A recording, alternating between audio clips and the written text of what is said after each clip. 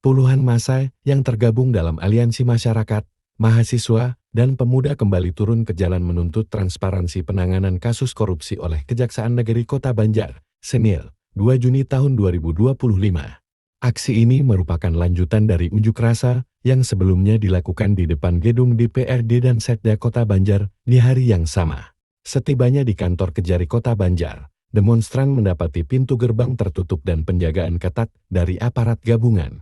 Karena tidak diberi akses masuk ke halaman kantor, massa memutuskan untuk memblokade jalan gerilya. Akibatnya, arus lalu lintas di kawasan tersebut lumpuh total. Sembari menunggu kejelasan, massa aksi sempat berdialog dengan Kepala Seksi Intelijen Kejari Kota Banjar, Ahmad Fahri.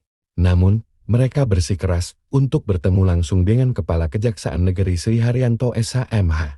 Setelah penantian cukup lama, Kajari Sri Haryanto bersama jajarannya akhirnya menemui massa di lokasi aksi. Menanggapi aspirasi yang disampaikan, Sri Haryanto akhirnya mempersilakan perwakilan demonstran untuk memasuki halaman kantor guna menyampaikan tuntutan mereka secara langsung.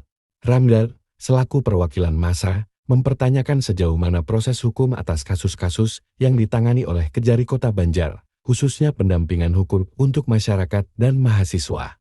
Ia juga menyoroti lambatnya penanganan kasus dugaan korupsi tunjangan perumahan dan transportasi di DPRD Kota Banjar yang terjadi pada periode tahun 2017 sampai tahun 2021. Menurut Ramlan, publik patut mempertanyakan mengapa kasus tersebut baru ditangani oleh pimpinan Kejari yang sekarang, bukan oleh pejabat sebelumnya. Ia juga menyampaikan kekhawatiran akan potensi keberpihakan dalam penanganan kasus, mengingat sejauh ini hanya 2 tersangka yang ditetapkan, meskipun ada dugaan keterlibatan pihak lain. Menanggapi hal tersebut, Kajari Kota Banjar, Sri Haryanto, menyampaikan proses hukum atas kasus tersebut sedang berjalan dan dalam waktu dekat akan dilimpahkan ke Pengadilan Tindak Pidana Korupsi Bandung. Ia menegaskan bahwa selama proses belum memasuki tahap persidangan, pihak Kejari tidak dapat mengungkapkan detail perkara secara menyeluruh. Namun ia meyakinkan bahwa tidak ada yang akan ditutup-tutupi dalam proses peradilan nanti. Ia juga menjelaskan, penetapan 2 tersangka sejauh ini dilakukan karena keduanya telah memenuhi unsur alat bukti yang cukup. Sementara pihak lain belum dapat diproses lebih lanjut karena belum terdapat bukti yang mencukupi. Kajari pun mengajak masyarakat untuk mengikuti proses persidangan di Pengadilan Tipikor Bandung guna melihat secara langsung isi dakwaan serta kesaksian-kesaksian yang dihadirkan.